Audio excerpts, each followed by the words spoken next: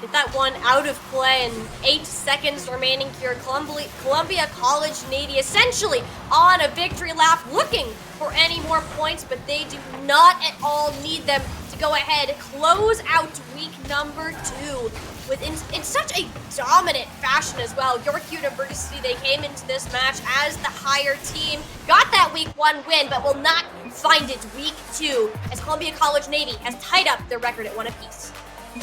Huge win here for Columbia Navy. They get back onto the win column here. 3-0 sweep over York, who even though York falls this week, I still feel like they have taken a massive leap from last season. The run that they went on last year in that losers bracket side, I think that spark is still kind of there for them. They're still able to generate chances, and again, the KCAC, it is all about the offense. Even when you feel like a team is just getting punched repeatedly, they continue to fight back and put up some good numbers.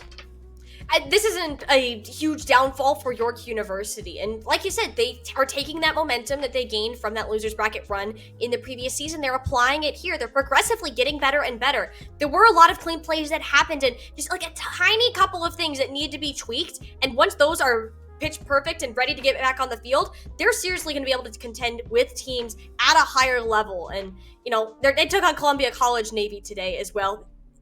That's one of our stronger squads within this conference in general. So it was quite the task to head into it. Still didn't go down scoreless at any one of these games, and that on its own is an accomplishment.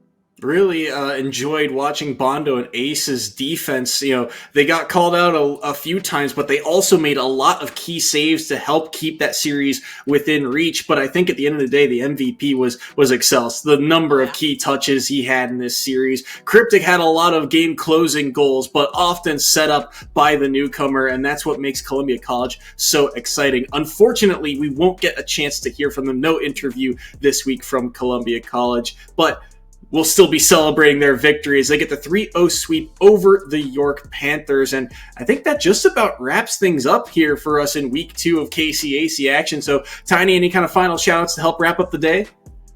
This is a really cool match and gives me a lot of hope and enthusiasm towards the future season of KCAC as it begins to roll out even further. Only week 2 after all, several more weeks of competition are yet to come. It's a pleasure to work with you today, Soy Sauce. Shout out to Khazix behind the scenes producing this entire stream to get it in front of all of you. And make sure you stay tuned because next week we'll be back on Thursdays for more KCAC Rocket League action.